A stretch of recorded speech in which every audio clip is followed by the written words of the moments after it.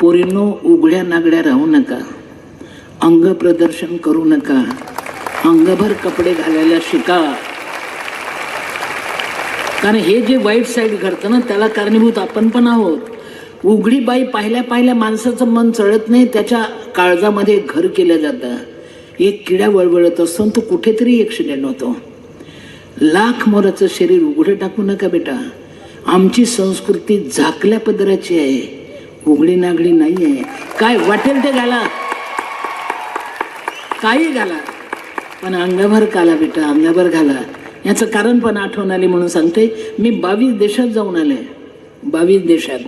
Foreign return no worry.